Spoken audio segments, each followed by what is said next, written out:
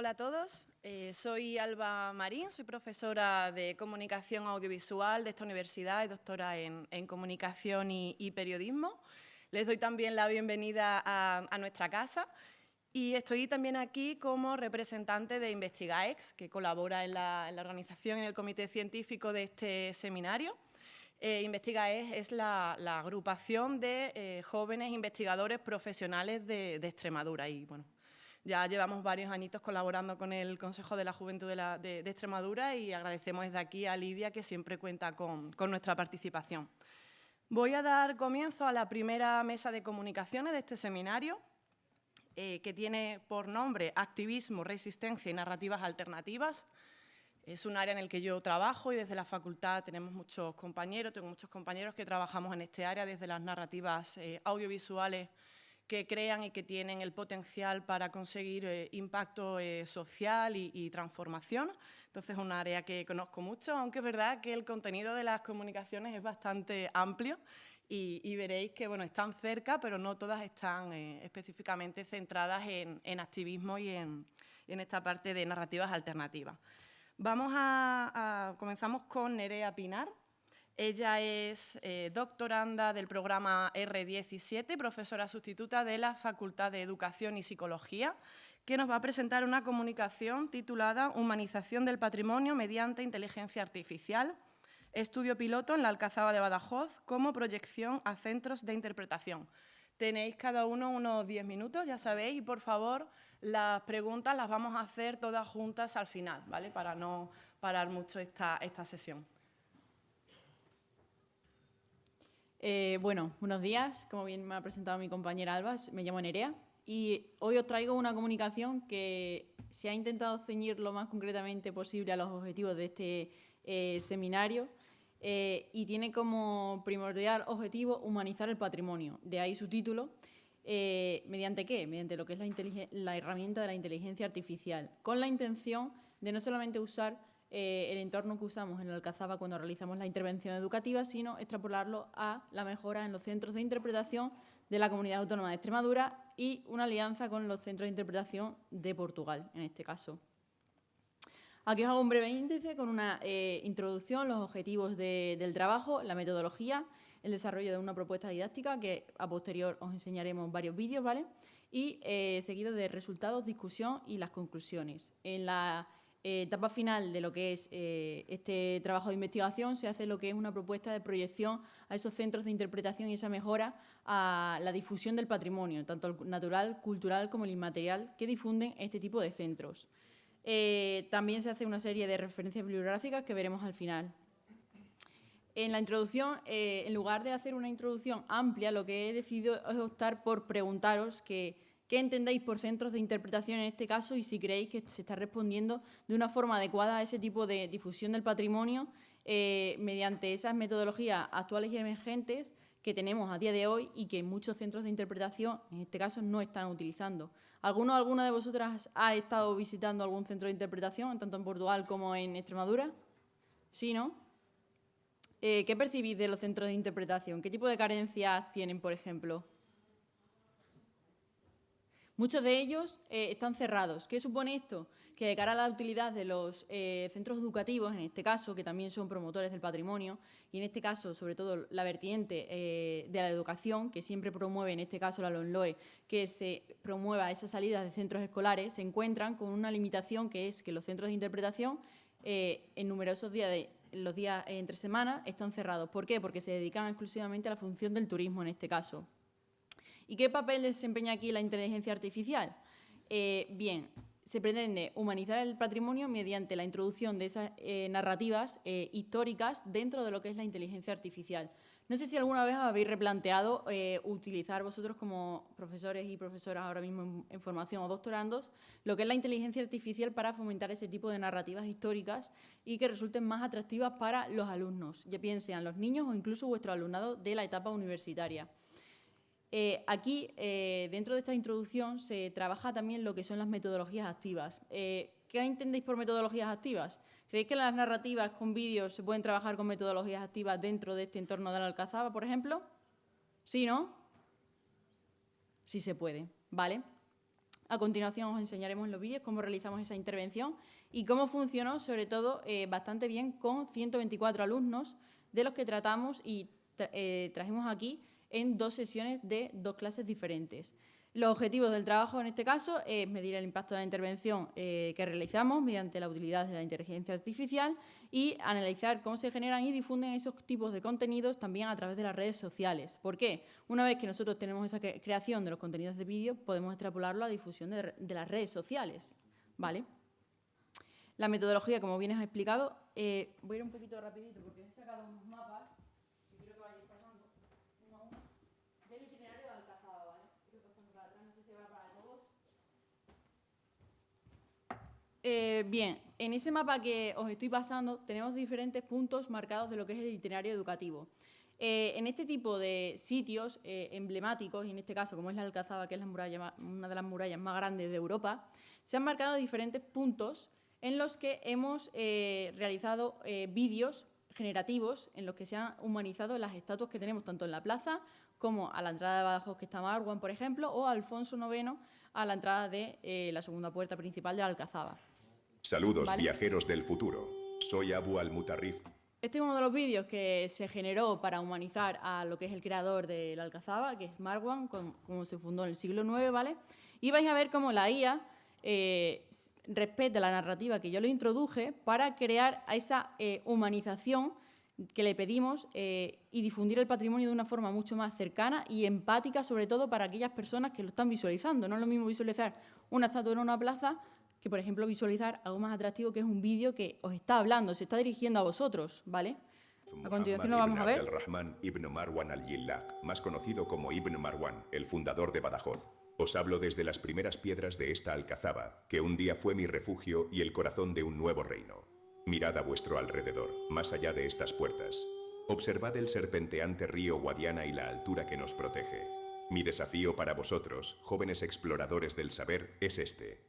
Identificad y justificad 3 razones geográficas que me impulsaron a elegir el Cerro de la Muela para levantar mi fortaleza y fundar Badajoz.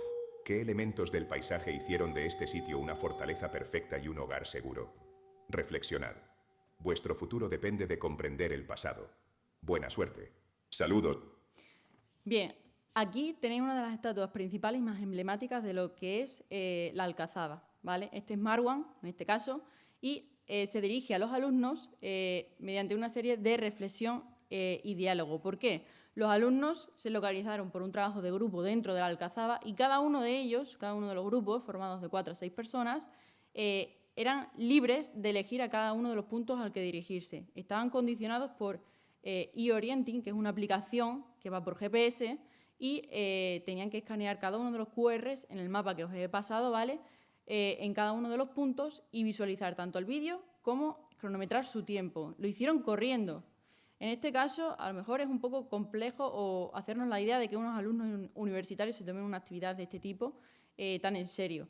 Pero lo bueno y el beneficio, sobre todo, de esta actividad fue que generó una gran motivación en el alumnado. ¿Por qué? Aparte de porque tenían que trabajar en grupo, fue la sorpresa de la generación de los vídeos, ¿vale? A continuación tenemos otro. ¿Sabías que no todas las puertas de mi alcazaba eran monumentales? Hoy te presento la Puerta del Alpéndiz. Es una de las entradas más discretas, pero también más estratégicas de todo el recinto. Aunque fue reforzada en el siglo XII, esta puerta siempre fue clave en nuestro sistema defensivo. Está realizada en tapial, un material resistente y eficaz que nos permitió resistir innumerables asedios. Su acceso en recodo obligaba a mis enemigos a girar, deteniendo su avance y exponiéndolos a nuestra defensa. No buscábamos la belleza, sino la supervivencia. Era una estructura pensada para el control absoluto. El nombre Alpéndiz nos habla de su cercanía a las zonas de servicio y almacenes de mi ciudad. En Badajoz, incluso nuestras puertas más sencillas guardan siglos de mi historia y la de mi pueblo. ¿Sabías que no todas? Bien, aquí se centra en otro de los puntos de la Alcazaba, como es la Puerta del Alpéndiz, y hace que los alumnos durante ese trayecto vayan visualizando tanto los muros que ven como cada uno de los rodeos que hay que dar, porque muchos de ellos durante la intervención después dijeron que la Alcazaba la percibían como una especie de laberinto, y es que la Alcazaba está construida precisamente como una fortaleza de defensa. Los alumnos en este caso se sorprendieron también por la complejidad que tenían para llegar a esos puntos de las distintas balizas en corto periodo de tiempo. ¿Por qué? Porque la lectura de los mapas cartográficos, en este caso, que es lo que vosotros tenéis en la mano, si no están acostumbrados, a veces puede resultar un poco complejo, pero una vez que trabajan en un entorno abierto, sí que se muestran más receptivos a trabajar con un mapa de una forma más visual, en este caso. ¿Vale? Me llamaron Torre de la Atalaya. Nací en el siglo XII, cuando los almohades reforzaban estas murallas. Soy una torre albarrana. Significa que estoy adelantada a la muralla principal, unida por un arco. Así vigilo mejor el flanco más vulnerable de la fortaleza. Mi planta octogonal es única de la arquitectura militar almohade. Bueno, aquí cuenta también lo que es la historia de la Puerta del Alpéndiz, en este caso más conocida como la Torre Espantaperros, y hace alusión sobre las leyendas que recorrían y siempre se han escuchado aquí en Badajoz. Me llamaron... Aquí os muestro un breve vídeo sobre la intervención con mis alumnos.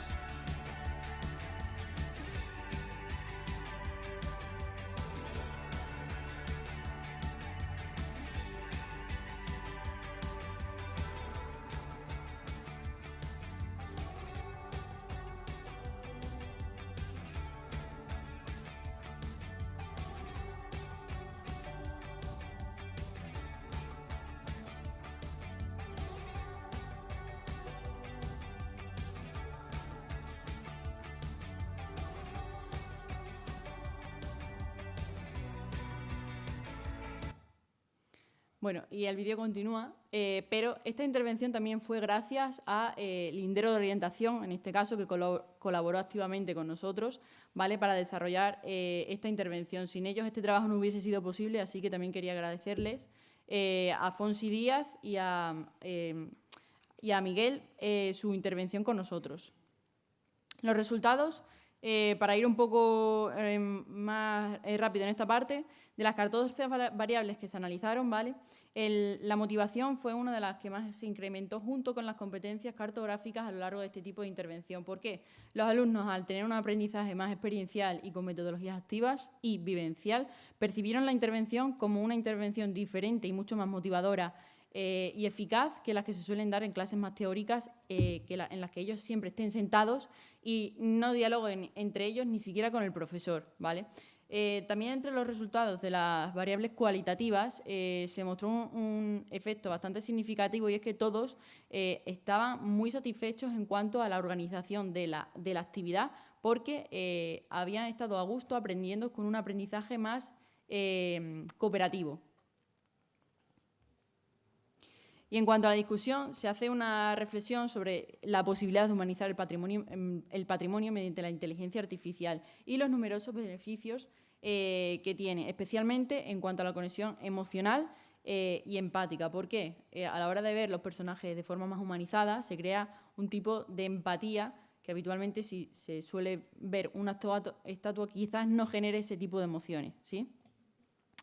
Y en cuanto a las conclusiones y proyección hacia los centros de interpretación, se hace una propuesta de mejora de renovación, tanto en las conexiones como España y Portugal, con el objetivo de reivindicar lo que es el patrimonio de nuestro entorno y de nuestra comunidad, y aprender de otros tipos de centros de interpretación para saber enseñar mejor y de forma más atractiva los diferentes tipos de patrimonio de los que difundimos en nuestro día a día.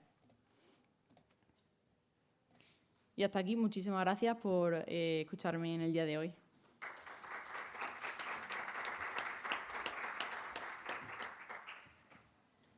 Bien, muchas gracias, Nerea. Vamos a continuar. Nos guardamos las preguntas, como he dicho, para el final. Seguimos con Joao Horta Márquez. Él es pesquisador, investigador del área de agricultura forestal en el Instituto de Agronomía de Lisboa, de la Universidad de Lisboa. Él nos va a presentar dos comunicaciones seguidas. La primera, titulada "O que a geração Z não sabe sobre a resina natural de Pinheiro Bravo", y una segunda comunicación titulada contribuição do melhoramento genético para a geração Z fazer as pazes com a floresta. Quando quieras, adelante. Olá a todos, muito obrigado. Esta comunicação teve também como coautora a professora Paula Soares, do Instituto Superior de Agronomia. A geração Z é uma geração que tem crescido rodeada de tecnologias e tem como característica, para além de ser tecnológica, ser altamente emotiva. É uma geração com uma personalidade própria, e eu falo também porque pertenço a esta geração, em que enfatizamos o ambiente, somos consumidores astutos e valorizamos a privacidade e temos preocupações futuras. No entanto, também somos bombardeados com notícias falsas, o que, devido a um grande aumento da frequência que estamos expostos a este tipo de notícias, faz com que, mesmo que sejamos a geração mais qualificada para distinguir o real do falso, o facto de termos a necessidade de avaliar muita informação leva-nos a que nem sempre consigamos analisar tudo bem. Somos uma geração emotiva, com muitas preocupações ambientais, nomeadamente ao nível das alterações globais, e muitas vezes encontramos desconexados entre o que é a produção e o que é o consumo, o que muitas vezes nos leva a ter atitudes de fatalismo e de negação perante certas notícias. Somos uma geração que valoriza a floresta, mas mais numa perspectiva de lazer e de turismo, e não tanto numa perspectiva de mercado e de cadeia de valor. Portanto, valorizamos mais a floresta como sentimos bem e não tanto como um negócio que dá vida ao interior da maioria dos países. Este projeto, o RN21, aborda a resina natural de Pinheiro Bravo e a resina divide-se entre uma componente sólida e outra composta por voláteis e líquidos. A sólida é a colofónia, ou pés, e a líquida com voláteis é a terpentina ou água ras. A resina está presente em inúmeros produtos do nosso dia-a-dia, desde tintas de impressão, pastilhas elásticas, até nos setores mais estratégicos para Portugal, nomeadamente automóvel, calçado e têxtil. A nível da cadeia produtiva da resina, é uma cadeia muito vasta que vai desde o campo, passando pelos coletores de resina, os resineiros, à indústria, os consumidores de derivados ou intermediários até ao consumidor final. Por exemplo, temos aqui o caso da resina sólida, que é usada como aderente de solas de sapato, isto no setor do calçado. Também é usada como um antioxidante natural na indústria farmacêutica. Qual é o objetivo deste estudo? É explicar a estratégia de comunicação de um projeto técnico-científico titulado RN21. Este projeto aborda diversos subtemas e, de modo a comunicar com as gerações mais jovens, tem webinars com especialistas de cada área do setor, nomeadamente produção, da história de indústrias, redes sociais como o Instagram, o YouTube, e agora pedia para passar o primeiro vídeo, que é com um influencer português, o João Manzarra.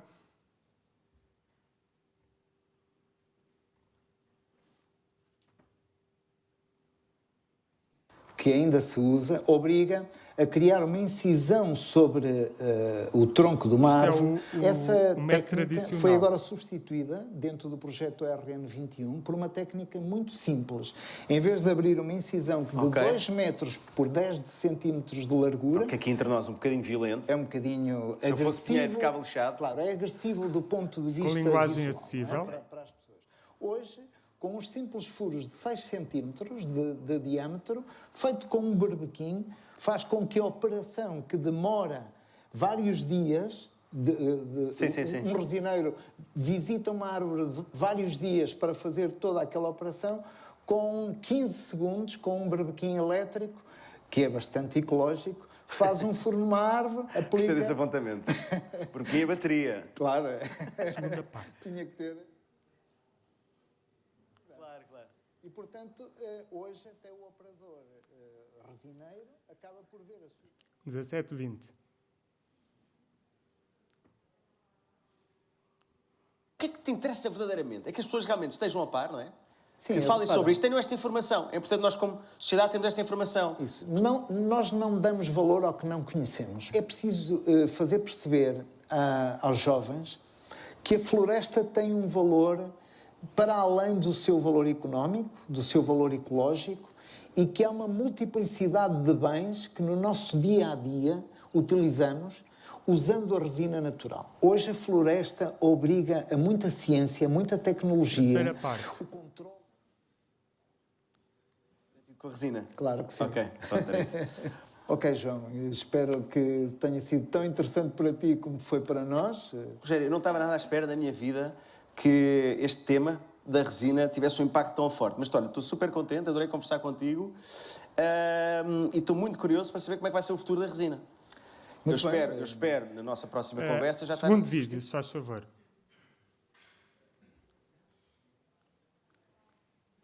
Por este mundo fora, É para ter todo o gosto. porque a Este resina aqui é o método natural tradicional. e os pinheiros de onde provém merecem bem a nossa atenção. Rogério, olha, muito obrigado, adorei. Obrigado. Representantes dos resineiros, a empresas de resinagem, ao território. Portanto, aqui temos também neste consórcio 3 comunidades intermunicipais de territórios resineiros e depois toda a restante cadeia de valor, desde logo a primeira transformação, a segunda transformação e também alguns agentes do mercado, aqueles que vão usar os produtos e os subprodutos da resina exemplo natural. que eu já E, portanto, demonstrei da indústria farmacêutica. Segunda parte. Vários meses, eu diria quase cerca de um ano.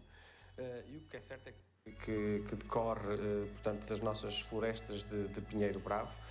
Para além disso, Portugal, de facto, já foi aqui um produtor de referência a nível mundial e também um dos objetivos deste consórcio é poder destacar novamente o nosso país nesta atividade de resinagem, de produção de resina e, acima de tudo, do valor acrescentado que é possível dar não só à resina como aos subprodutos. Pronto, voltando à apresentação, temos aqui a página do YouTube com um conhecido influencer português que nem sabia o impacto que a resina tinha no seu cotidiano. Isto é um exemplo, existem vários vídeos do projeto. Também tem página do Facebook, onde são demonstradas diversas atividades no âmbito do projeto, no LinkedIn. Também são partilhadas as inovações ao longo da fileira.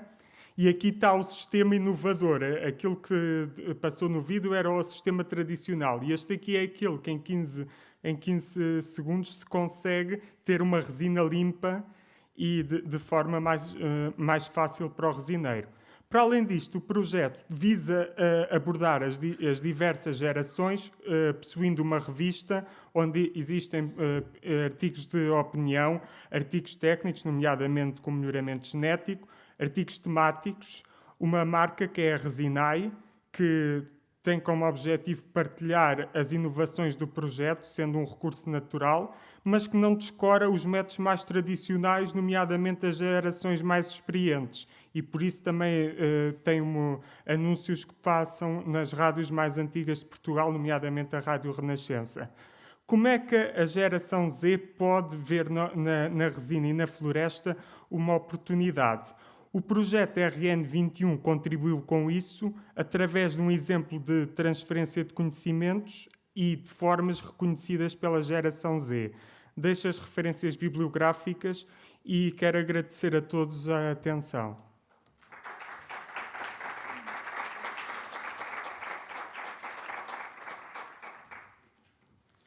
Chamo só a atenção que esta parcela que está na imagem já não existe, porque foi destruída com as tempestades em Portugal de fevereiro de 2026.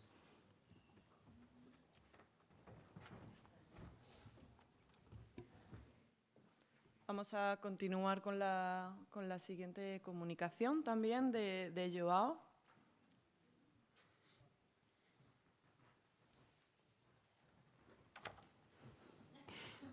Bem, O que é que a geração Z sabe sobre o melhoramento genético e como é que pode ser uma forma de fazer, entre aspas, as fases com a floresta? Esta comunicação teve também como coautores a professora Hélia Cardoso, da Universidade de Évora, e o professor Filipe Costa e Silva, do Instituto Superior de Agronomia. Bom, a geração Z é cotidianamente afetada com notícias falsas, é uma geração emotiva, que apresenta preocupações ambientais, e o objetivo deste estudo é esclarecer alguns conceitos de melhoramento genético, nomeadamente organismos geneticamente modificados, como é que o melhoramento genético florestal se encontra em Portugal, o estado da situação, e de forma a contribuir que a geração Z veja na floresta uma oportunidade de carreira profissional. Isto aqui passou há 6 anos na televisão pública portuguesa, que diz que a introdução de organismos geneticamente modificados constitui um risco para a saúde humana e para o ambiente. Será que é verdade? De acordo com o Google AI, organismos geneticamente modificados são seres vivos cujo material genético foi alterado artificialmente em laboratório através de engenharia genética. Mas como não nos podemos fiar na inteligência artificial, temos aqui a definição oficial em Portugal pela Direção-Geral de Alimentação e Veterinária, que é um órgão soberano. E está correta. Para ser considerado OGM, os organismos têm que ser modificados através de engenharia genética, ou seja, de uma forma que não acontece naturalmente por meio de cruzamentos e ou recombinação natural, que é o chamado melhoramento clássico. A definição de OGM até é mais abrangente e está regulamentada pela União Europeia, e é obrigatório que no rótulo conste que o organismo foi geneticamente modificado. Portanto, todos os países da União Europeia, se por acaso for para o mercado um produto que teve organismos geneticamente modificados na sua concepção, tem que obedecer este regulamento. Portanto, estamos com calma. Os organismos geneticamente modificados na União Europeia são legislados, pelo que não faz sentido ensinar o oposto. Isto passou na televisão portuguesa, houve alunos que foram avaliados a ter que responder isto nos testes e está errado. Qual é o estado do melhoramento genético em Portugal? Começou em Alcobaça, por intermédio de Joaquim Vieira Natividade, sobretudo a nível do Sobreiro, da Macieira e da Pereira. A nível global, tradicionalmente, as espécies mais melhoradas em termos de melhoramento genético florestal é o eucalipto. E genótipos melhorados de eucalipto permitem produzir, por vezes, 30 vezes mais do que floresta não melhorada. E não estamos a falar de OGMs, porque não houve práticas de engenharia genética. Temos aqui a diferença da floresta tradicional para a floresta clonal, que a silvicultura, através dos modelos de silvicultura, portanto, de produção florestal, visa aumentar a produção real e a produção atingível, de modo a tirar partido do património genético da árvore. E o melhoramento genético atua justamente na produção potencial, ou seja, permite aumentar a produção que aquele indivíduo conseguiria produzir. Temos aqui um esquema, como é que o melhoramento genético atua a nível da produção, e ao aumentar a produção por área, permite diminuir a necessidade de aumentar de expandir as áreas produtivas, porque está a produzir mais por unidade de área. Ou seja, isto é uma oportunidade para as consequências das alterações climáticas, porque os ecossistemas florestais estão cada vez a ficar mais desfavoráveis e estão a aumentar os fatores de stress.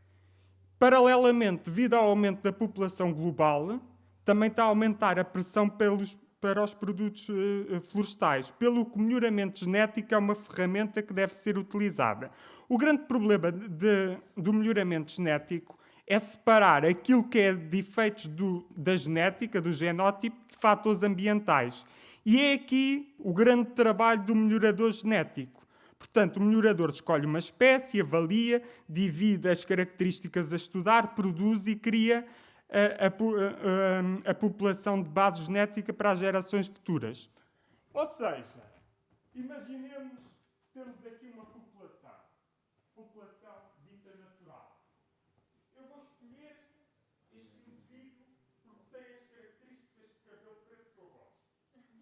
Este aqui porque tem um aspecto estético. Aquele ali porque produz maçãs mais bonitas. Pronto. Pego nessa população de base, levo para o campo, para o laboratório, vou estudar as características e fico uma população de melhoramento. Depois, começo a propagar essa população, sem engenharia genética, sem nada, e fico uma população de propagação, com características mais reconhecidas pela sociedade e pelo consumidor. Produz mais, é mais eficiente no uso dos recursos. E depois vou propagá-la para chegar aos viveiros e para ser utilizada nas campanhas de arborização. É isto que o melhoramento genético faz. E o que é que a bioquímica permite fazer? A bioquímica permite separar os genes que estão associados às características que interessam, à característica mais produtiva, à característica que tem maior qualidade, ou seja, permite encurtar o tempo necessário para se atingir o indivíduo ideal. Por vezes, um ciclo de melhoramento florestal demora 30 anos. E estas tecnologias permitem poupar imensos anos. Em Portugal já há tradição a nível do sobreiro. Foi instalado em 1998 um ensaio em Montefava em que vieram genótipos de sobreiros de todas as proveniências do Mediterrâneo. Espanholas, italianas, portuguesas, marroquinas, tunisianas, argelinas, francesas. Pronto, foi tudo instalado no campo, em 30 blocos, com 2 plantas por cada proveniência. E os resultados iniciais indicam que as proveniências mais próximas foram aquelas que foi possível encurtar a idade de escortiçamento. E as mais longe foram aquelas que deram mais problemas. E um dado curioso é que foram as proveniências marroquinas aquelas que produziram mais. A nível de outras espécies, temos também em Portugal ensaios no eucalipto desde a década de 80 e atenção que o eucalipto já existe em Portugal há pelo menos 150 anos e permitiu esses ensaios satisfazer as necessidades de mercado. Também existem ensaios de melhoramento genético a nível do pinheiro manso, que visa aumentar o crescimento e a produção de pinhão. De pinheiro bravo, há pelo menos 70 anos, proveniente do pinhal de Leiria, e depois, com base nesse material, foi colocado noutros campos, nomeadamente na Mata Nacional do Escarpim.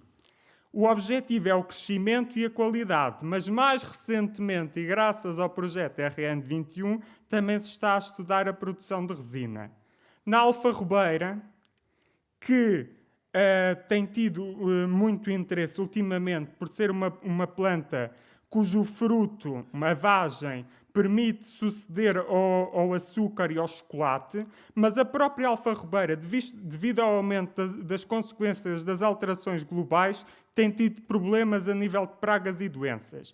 Existe uma coleção de alfarrobeiras com cerca de 40 variedades em Tavira e o projeto Alcarrobe da Universidade de Évora visa expandir a alfarrobeira na região do Alentejo e tem como objetivo identificar variedades portuguesas tolerantes ao frio, à geada, e propagá-las e selecionar aquelas mais aptas. Temos aqui um engenheiro Augusto a colher material em Tavira, depois este foi enxertado, foi conduzido no campo e, como via alternativa, para ganhar tempo e espaço, utilizou-se a clonagem. E temos aqui estas plantas. Mas isto não são organismos geneticamente modificados. Não houve práticas de engenharia genética. São exatamente, o património genético é exatamente igual ao do progenitor. Temos aqui o site do projeto e, para terminar, também existem ensaios de melhoramento genético ao nível do medronheiro no Instituto Politécnico de Coimbra, cujos resultados indicam que permitiu duplicar a produção de medronho, aumentou a qualidade, o que permite aumentar o grau alcoólico da aguardente de medronho e diminui a irregularidade interanual, isto é, as fruteiras têm um ciclo produtivo superior a 1 ano. Ou seja, quando o fruto está na fase de crescimento, é quando começa-se também a formar o segundo ano do produtivo.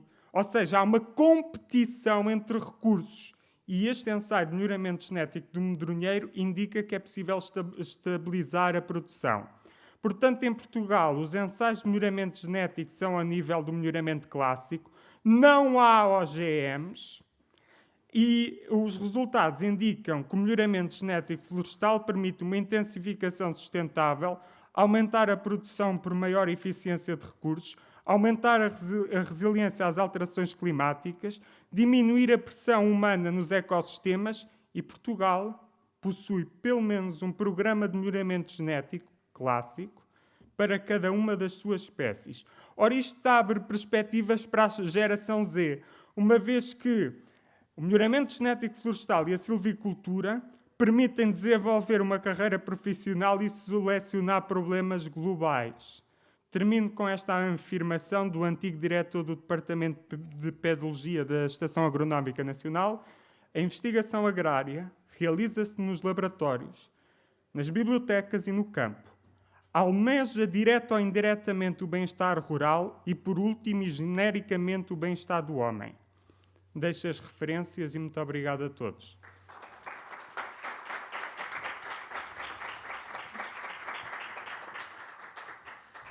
Bien. Muchas gracias, Joao, por esta comunicación y este ejercicio de activismo científico. Vamos a continuar con Matthew Belluccio. Él es profesor del Departamento de Economía de la Universidad de Évora e investigador, pesquisador de Cefache. El título de su comunicación es Economía de Francisco nas Escolas.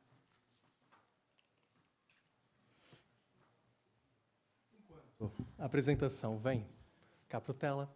Vou pedir para todos ficarem de pé um bocadinho para fazermos aqui um exercício muito rápido que o Papa Francisco nos deixou. Acreditando aqui que somos todos jovens, com menos de 29 anos, o Papa pediu para todos, jovens, saiam do sofá. Deixemos o nosso telemóvel e tablet, vocês também são jovens, de pé. E agora, que saímos um bocadinho do nosso sofá, vamos colocar a mãozinha para cima, esticar um bocadinho, mudar aqui o clima dessa apresentação, agora para trás, mais um bocadinho. Estiquem, aproveitem um bocado. Quando o Papa nos convida, podem sentar novamente, obrigado, a sair do sofá, é mesmo para que cada um de nós possa assumir um compromisso. Então, vamos formalmente à apresentação. Só um instante que eu tenho aqui uma tela diferente e não consigo passar enquanto não fechar isto. Ok. Caríssimos, muito bom dia, buenos dias. Obrigado a todos, obrigado à mesa, professora Alba. Agradeço a organização do evento em nome da Lídia, mas a todos que colaboraram para esse grande evento e o convite que também chegou à Universidade de Évora, ao Departamento de Economia. O projeto Economia de Francisco nas Escolas é um projeto sonhado pela Economia de Francisco Portugal, o Hub português, e vocês já vão conhecer um bocadinho mais. A minha apresentação está estruturada em introdução, motivação e justificação, objetivo, método, resultados, conclusões esperadas e as minhas referências. Tenho cá um dado muito importante. 50% dos jovens se deparam com esse tipo de mensagem hostil online. Eu acredito que muitos de nós também já lemos alguma coisa em uma rede social que temos. Além disso, vamos ver que na Europa, Portugal, metade dos jovens disseram que alguma vez encontraram uma mensagem hostil. Para a Espanha não temos dados, então eu vou pedir agora para os jovens espanhóis apenas levantarem a mão se alguma vez viram uma mensagem que acharam hostil, a nível de gênero, político ou outro. Só jovens espanhóis, levantem a mão para a gente perceber como que a Espanha está. Ok? Algumas mãos levantadas entre os jovens espanhóis que já viram. A média da União Europeia, 49% dos jovens podemos assumir que a cada 2 pessoas jovens, uma já viu uma mensagem hostil. E a Estônia, o país onde mais se declara verem mensagens hostis online. A nível europeu, temos vários motivos pelo qual essa hostilidade está na internet. Política, sexual, racial, religião, entre outras. Atualmente vivemos um tempo de guerra. E esse tempo de guerra pede e precisa de jovens e pessoas de paz. Para isso, vos trago um exemplo. Francisco de Assis foi um homem, como qualquer outro, que viveu entre 1182 e 1226, mas que pregava a humildade, a caridade, coragem sem violência, o diálogo interreligioso. Foi o precursor do pensamento ecológico, que hoje é um pensamento, mas que nem existia na altura. E, para mim, um dos maiores feitos, Francisco de Assis, no meio da Quinta Cruzada entre cristãos e muçulmanos, estava no campo de batalha como médico, apenas para ajudar a curar as feridas daqueles que sofriam, atravessou o campo de batalha e teve um encontro com o sultão Al-Malik. Este encontro durou alguns dias. Um cristão ficou hospedado no acampamento dos seus inimigos a falar deste diálogo de amor, de paz, de caridade. Ainda hoje, em Jerusalém e em vários territórios dominados e vividos por muçulmanos, apenas franciscanos podem ter igrejas católicas apostólicas romanas. Nenhum outro cristão pode coordenar aquelas igrejas. Um padre tem que ser franciscano. Por quê? O sultão deu uma autorização para Francisco e o seu grupo, os franciscanos, agirem e trabalharem em território muçulmano. Por isso, se um dia forem a Jerusalém, vão encontrar franciscanos administrando as igrejas. O professor Luigino Bruni, economista, teve uma ideia inspirada em São Francisco e propôs ao Papa Francisco uma pequena reunião de 5 a 10 minutos para apresentar essa ideia. E a ideia era a economia de Francisco, inspirada não no Papa Francisco, mas sim em Francisco de Assis. A ideia do professor era uma economia que faz viver, uma economia que humaniza, que inclui e não exclui, uma economia que cuida da criação e leiam aqui o nosso mundo, o nosso planeta, com recursos limitados. Não uma economia que devasta a criação. O Papa gostou da ideia e nos fez um convite. O convite para que jovens de todo o mundo participem da economia de Francisco. Em resumo, a economia de Francisco é um conjunto de jovens, mais de 3.000, em 120 países, de diversos credos, cores, gênero. 19 hubs locais, incluindo Espanha e Portugal. Temos um hub em Espanha e um em Portugal, a dinamizar as propostas da economia de Francisco. Temos profissionais a trabalhar na academia, a fazer summer schools. Temos um espaço de pesquisa científica. Também temos várias atividades em prol da sociedade que são desenvolvidas, projetos efetivamente como este. O objetivo deste projeto Economia de Francisco nas escolas é que os jovens tenham uma literacia digital. Vão ter contato com questões econômicas, questões de respeito ao próximo, igualdade de gênero, trabalho digno, paz em tempos de guerra, cuidado da nossa casa comum. O objetivo do projeto vai além. Nós queremos promover essa educação digital integral, em vários aspectos, para tentar diminuir aquelas estatísticas do início, onde vimos muitas mensagens hostis. Queremos estimular o pensamento crítico, para que as fake news não passem, que os jovens saibam filtrar aquilo que lemos na internet. E, por fim, capacitar os jovens de forma a eles colaborarem para uma sociedade que seja mais amiga do ambiente, mais social e também mais profissional.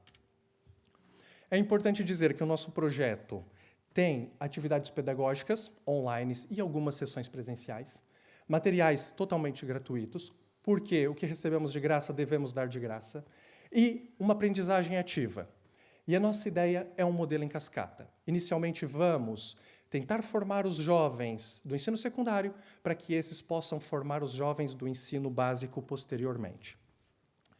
O projeto prevê impactar 1.000 jovens do ensino secundário de escolas portuguesas de várias cidades. Nós queremos expandir o projeto para o Hub espanhol e da América Latina. Além disso, esperamos que, com essa educação inovadora e escalável, nós consigamos jovens mais conscientes e comprometidos. A parte da pesquisa vem agora. Esses mesmos jovens que vão ser formados, vão ser convidados a responder a questionários, um no início do projeto, um no fim, que vão ser a base de dados para depois podermos fazer artigos e publicarmos com aquilo que é a satisfação dos jovens ao fazer esse curso, o que eles tinham de conhecimento antes e após, e como eles se sentem motivados para pôr a mão na massa, sair do sofá e fazer algo por este mundo, por essa casa comum que é de todos. Agora, para vocês conhecerem um bocadinho mais sobre a iniciativa da Economia de Francisco, vos convido a ler aqui os QR Codes, tá bem? Cada um do seu país. Vamos ao Instagram do próprio Hub Português e Espanhol, e assim vocês ficam com algum contato com a Economia de Francisco e vão poder, então, conhecer um bocadinho mais. Além disso, se colocarem no Google Economy of Francesco, em inglês, vocês podem aceder ao site internacional e verem a recém-fundada Fundação da Economia de Francisco, que é uma iniciativa que vai nos ajudar a nos candidatarmos a fundos europeus e nacionais através da Fundação para este trabalho junto dos jovens. Por fim, as minhas referências, os agradecimentos, e renovo os agradecimentos a toda a equipe de organização. Muito obrigado pelo excelente trabalho. E foi um prazer. Muitas graças.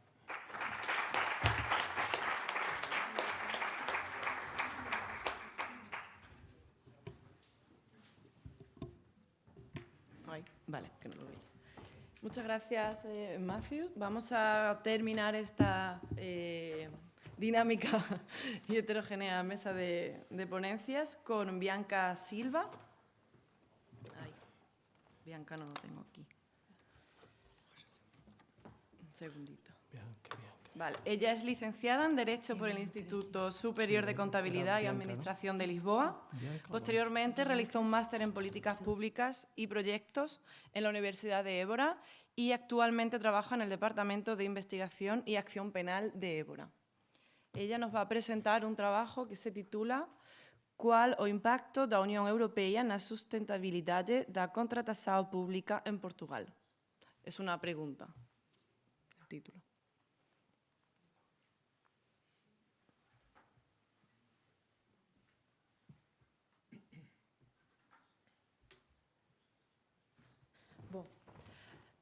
Bom dia a todos, buenos dias, me chamo Bianca Rocha. Hoje vou apresentar-vos um tema sobre o impacto da União Europeia na sustentabilidade da contratação pública em Portugal, mas para que tanto os colegas espanhóis como portugueses me possam acompanhar no tema, convido-os a fazerem scan com o telemóvel do folheto digital que fiz para esta apresentação, para que seja melhor a interpretação do tema. Hecho un folleto digital en español para que puedan comprender mejor mi presentación. Dicho esto, procederé con mi presentación sobre un tema que me apasiona. Espero que les guste. Quando falamos da evolução... conseguiram? Peço desculpa. Deu? Tá? Sim? Quando temos de falar de evolução sustentável na contratação pública em Portugal, devemos destacar alguns conceitos, como aquilo que é a promoção da transição ecológica, a economia verde e o crescimento verde, que colocam no eixo central da economia o desenvolvimento sustentável e todo o conceito de critérios mais verdes em todo o processamento da economia. É influenciada por objetivos de desenvolvimento sustentável que são reforçados por compromissos da União Europeia, como a Agenda 2030. Os Objetivos de Desenvolvimento Sustentável são 17, em que grande parte desses têm uma conexão ambiental, tais como a implementação de energias renováveis, a ação climática e a implementação de medidas que promovam a vida terrestre de forma a não comprometer aquilo que é o desenvolvimento sustentável. Todos estes objetivos e todos estes compromissos são reforçados pelo ordenamento jurídico, com diretivas europeias, sendo que se destacam os anos 2004 e 2014 naquilo que é a modernização dos instrumentos públicos, direcionando-nos cada vez mais para uma política mais amiga do ambiente. O Pacto Ecológico Europeu tem sido de destaque na Comunidade Europeia, uma vez que se compromete com a neutralidade carbónica até 2050 e é reforçado por uma ramificação de um objetivo a curto prazo, que é o Objetivo 55, Fit for 55, em que o compromisso é até 2030 conseguirmos reduzir as emissões de gases com efeito de estufa face àquilo que eram as emissões de 1990. Em Portugal, um dos exemplos que podemos destacar no instrumento da contratação pública é o Portal Base, que foi um instrumento criado em 2008, que não tem tido a atualização que era esperada, mas que funciona como um portal que informa ao cidadão como é que se processam os contratos públicos no país. A metodologia que fiz para estudar o meu tema foi uma metodologia mista, em que tive tanto um questionário online com uma amostra um tanto limitada para aquilo que eu pretendia atingir e entrevistas a vários órgãos da administração pública para que me fosse possível compreender de que forma é que tem impactado esta evolução nos mais diversos institutos. A partir daí, seguiu-se uma análise de conteúdo com as respostas obtidas. As idades do questionário compreenderam-se entre os 18 e os 54 anos, em que cerca de 60% não integravam um cargo da administração pública e apenas 36% integravam, o que me permitiu conhecer, tanto do lado de quem exerce funções na administração pública e do lado do cidadão comum, o que é que conhecem das normas europeias e o que é que têm a dizer sobre a forma como os instrumentos públicos têm moldado estas alterações. Cerca de 64% dos inquiridos considera que têm existido mudanças mais sustentáveis nas universidades que frequentam, nos trabalhos que exercem na administração pública e cerca de 45% dos inquiridos acredita que, efetivamente, a União Europeia deve assumir o papel central naquilo que é a alteração mais amiga do ambiente, tendo em atenção aquilo que são as fragilidades e os contextos reais de cada país, atendendo àquilo que são as suas cotas de produção, àquilo que são os seus recursos e a forma como o mesmo se organiza. Com tudo aquilo que fui questionando e com todas as entrevistas que realizei, encontrei fragilidades que condicionam a evolução mais sustentável e procurei, de alguma forma, conseguir solucioná-las. E, por isso, acredito que passa por critérios sustentáveis realmente obrigatórios, que, por sua vez, a obrigatoriedade sugere que haja mais fiscalização. Mais fiscalização existe também que as pessoas tenham formação técnica para estar a par e passo daquilo que é a evolução do ordenamento jurídico e dos critérios sustentáveis. Essa formação obedece também a uma mudança daquilo que é o pensamento estruturado, um pensamento de curto prazo, em que nós ponderamos a compra pública por aquilo que é o economicamente mais vantajoso, mas sempre numa linha de curto prazo, enquanto que uma análise de ciclo de vida, a Life Cycle Analysis, compromete-se com o longo prazo e podemos ter ponderações muito mais sustentáveis da compra pública, porque ponderamos aquilo que pode ser mais caro no momento, mas o facto de podermos reutilizar, reciclar ou implementar noutros institutos públicos esse mesmo recurso compromete com o desenvolvimento sustentável, porque conseguimos fazer com que o recurso dure muito mais tempo e consiga passar a servir outros institutos.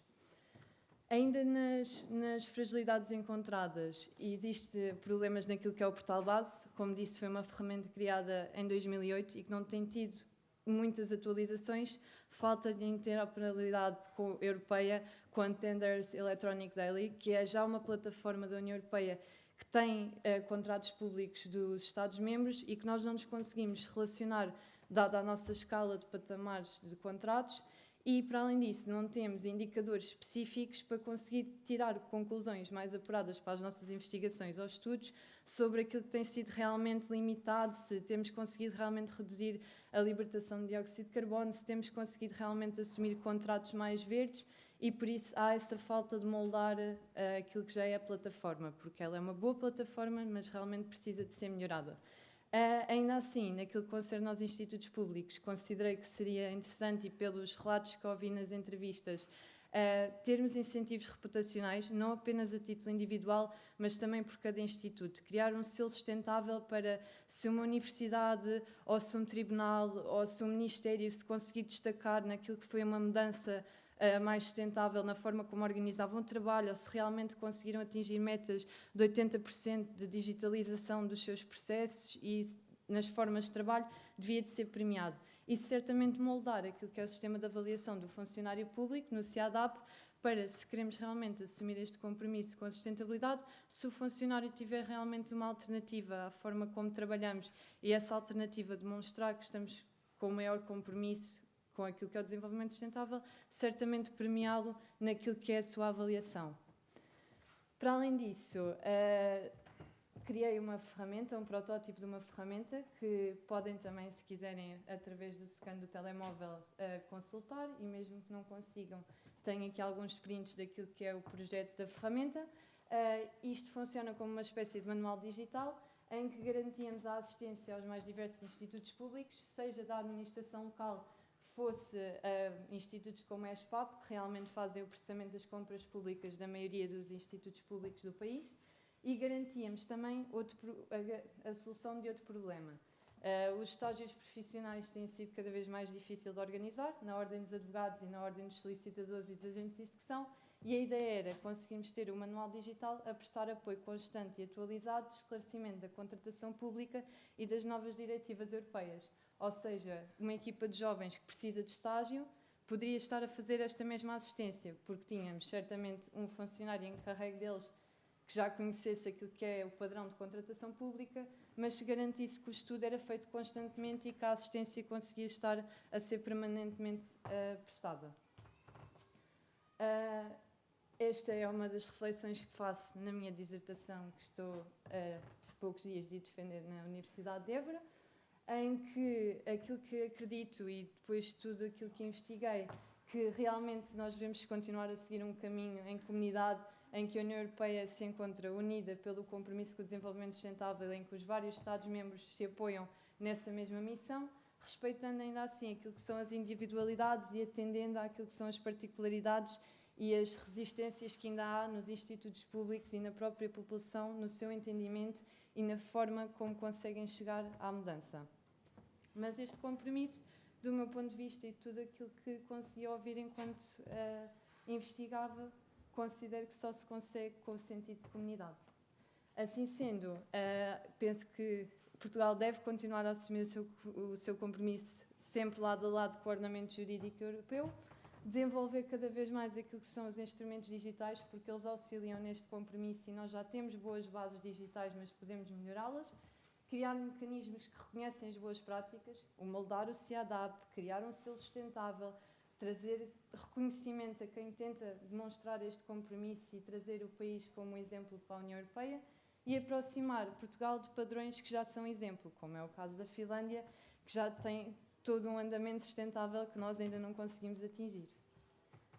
E termino e agradeço a atenção, o convite, agradeço a mesa, agradeço à Lídia e ao Paco e agradeço ao meu orientador por me ter trazido a esta conferência e terminado.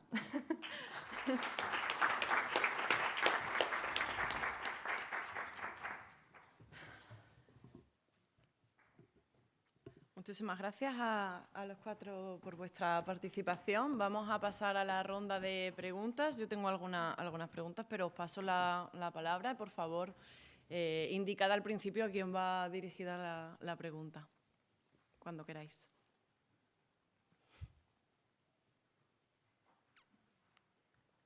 Empiezo yo. Vale, bueno, yo tengo una pregunta dirigida a Nerea. En primer lugar, me pareció súper interesante la propuesta y muy original. Yo trabajo también relacionado con la parte metodológica, concretamente metodologías visuales y multimodales, todo lo que es la creación visual y audiovisual como parte del método científico. Entonces, te quería preguntar, porque has utilizado métodos visuales, aunque no se han llamado así.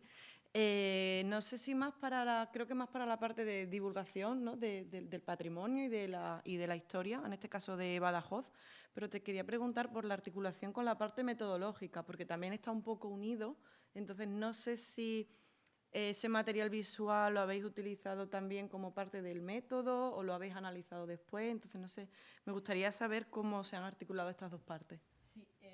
Muchas gracias por tu pregunta. Y sí, se han articulado de forma conjunta, ya que en el análisis estadístico se evalúa sobre todo lo que es el impacto de la intervención a nivel motivacional y a nivel de la adquisición de competencias, en este caso cartográficas, y de empatía hacia lo que es el patrimonio, a través de la humanización de los personajes que hemos trabajado alrededor de la Alcazaba.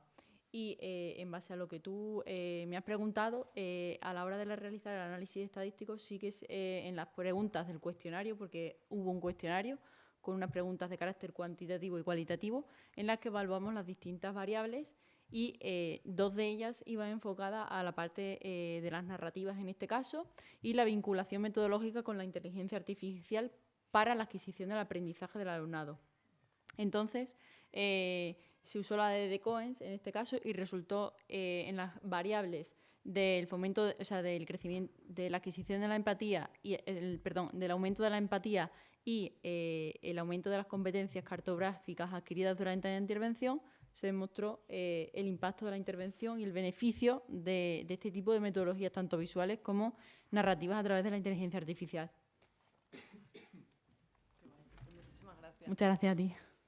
¿Alguna otra pregunta? Uy, no tengo el micro. ¿Alguna otra pregunta? Vale, por aquí tenemos alguna. Los compañeros del micro.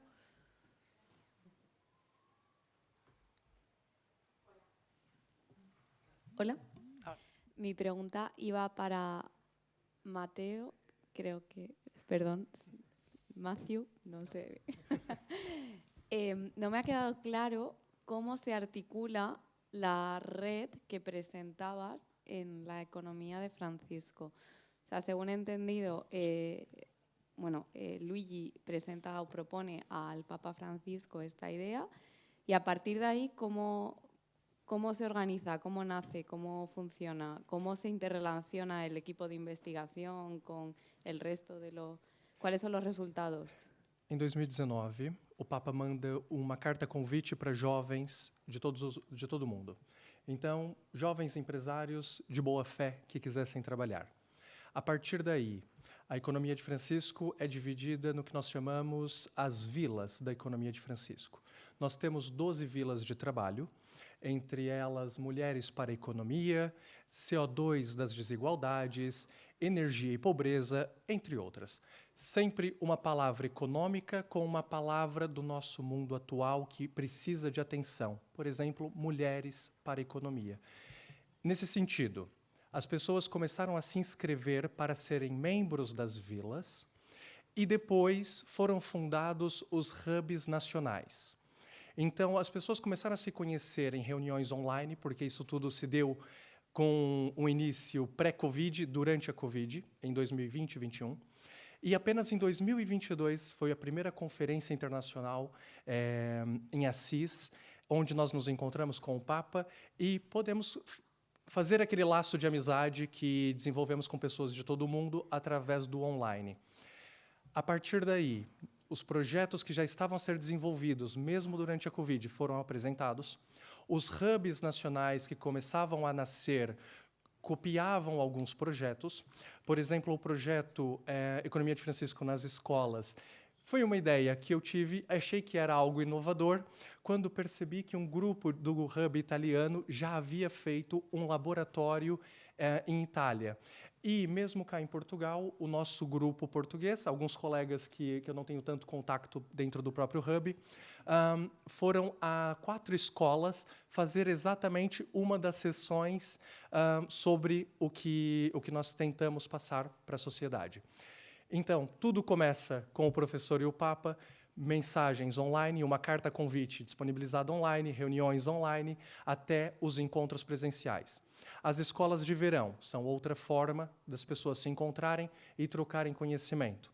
Então, agora, em 2026, nós vamos para a 5ª edição da Escola de Verão, onde todos são convidados a participarem. Inclusive, a agenda ainda está aberta, então eu acredito que alguns ainda podem se inscrever.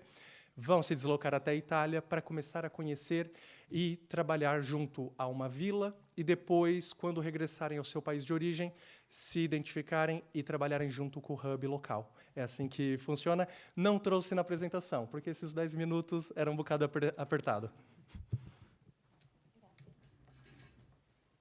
Gracias. ¿Alguna otra pregunta, comentario? Vale, por aquí.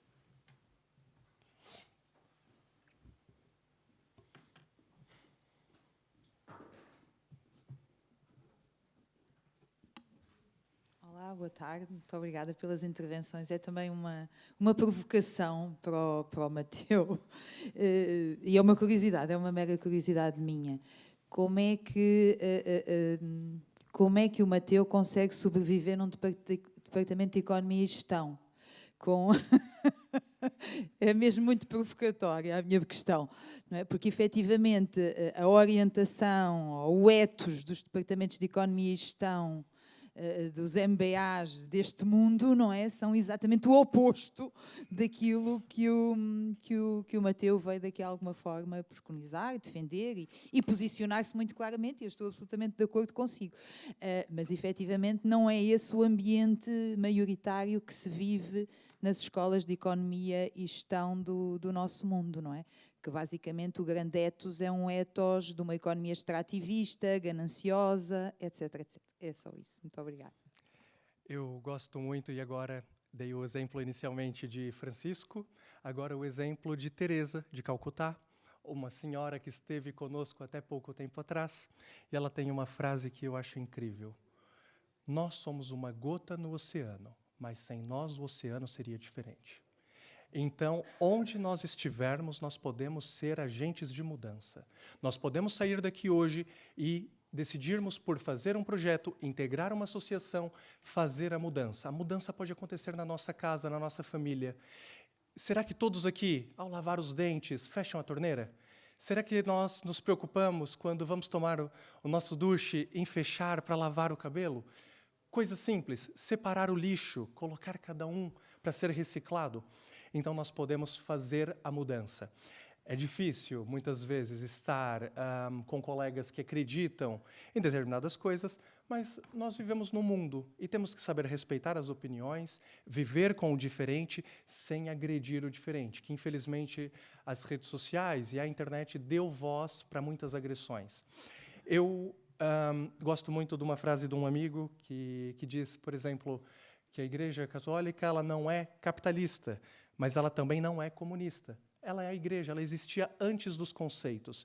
Por isso, nós temos que lembrar, somos todos seres humanos. E antes de alguns conceitos surgirem, devemos pregar uma boa educação, ensinar os nossos filhos e tentarmos ensinar os nossos alunos que respeitem o próximo, seja ele o que for. O que ele faz em quatro paredes é um problema de cada um. A cor da pele não deve ser um motivo, a religião, a sexologia, nada. Nós temos que respeitar os seres humanos. Com mais respeito, vamos ter um mundo diferente. Gracias. Temos outra pergunta. Boa tarde. Vou questionar o meu professor Mateus. Queria perguntar como é que a economia de Francisco propõe mitigar o risco sistemático gerado pela desigualdade extrema, considerando que o mercado falha precisamente em precificar a exclusão social. E depois também gostaria de saber se esta é uma teoria económica ou religiosa. Obrigado. Ótima pergunta. Eu quase que diria que dá para fazer o seu mestrado, doutoramento, para tentar responder a todas. Bom, vamos pensar na economia de Francisco como jovens agentes de mudança. Então, quando pensamos no CO2 das desigualdades, uma vila da economia de Francisco, queremos combater dois problemas simultaneamente: as emissões de CO2 e as desigualdades.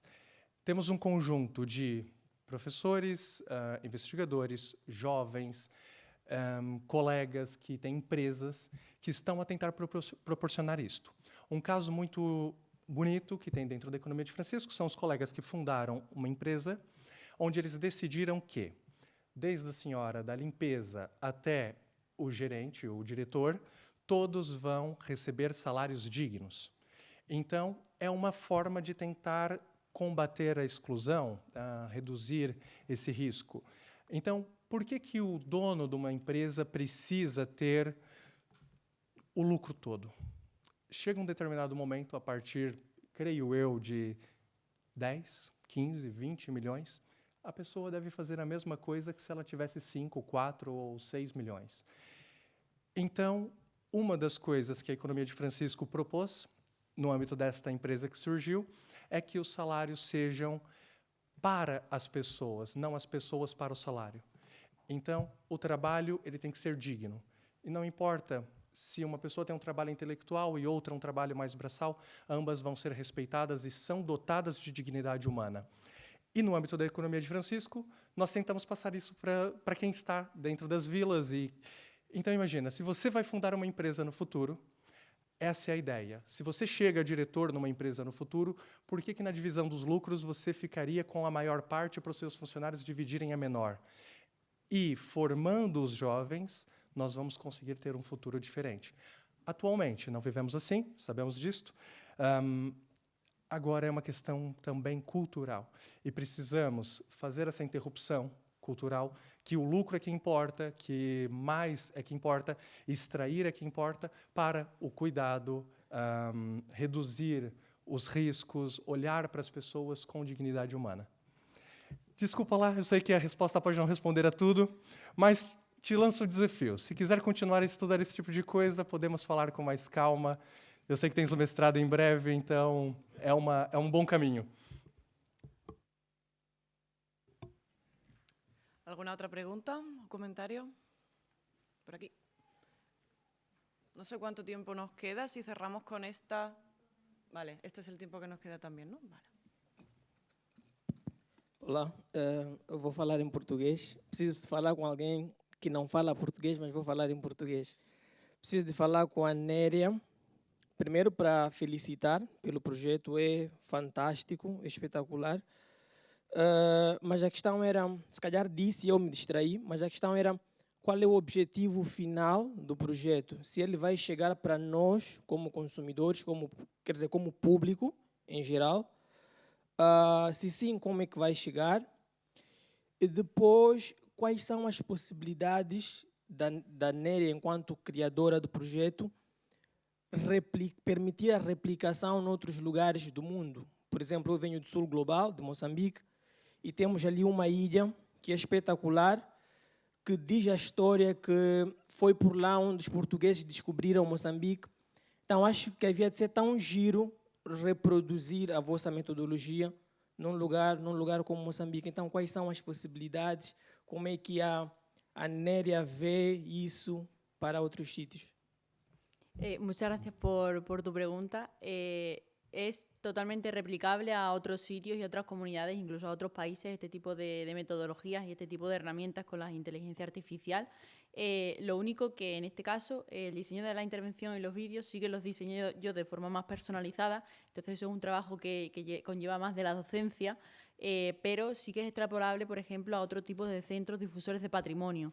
Es decir, la idea principal y objetivo de este proyecto, que forma parte también de mi tesis doctoral, es conseguir que también se difunda de una forma mucho más atractiva, dinámica y lúdica dentro de lo que son los centros de interpretación tanto en España como en Portugal y se extrapole no solamente al ámbito del turismo, sino también al ámbito educativo especialmente, porque ahora mismo en Extremadura hay una gran problemática y es que hay muchos centros de interpretación, pero en cambio se encuentran cerrados por falta de mantenimiento, por falta de personal. Entonces, una de las primordiales objetivos de este proyecto es que todo sea más viable, pero no a nivel de la comunidad autónoma de Extremadura, sino a nivel también internacional, con proyección internacional, para ese desarrollo y difusión del patrimonio mediante la inteligencia artificial en este caso. Muchísimas gracias por la pregunta. Vale, pues se nos ha acabado el tiempo, así que cerramos aquí esta primera mesa de ponencias y comunicaciones. A continuación voy a dar paso a la siguiente mesa de ponencia. No sé si tenemos unos minutos para hacer el cambio y enseguida continuamos. Muchas gracias.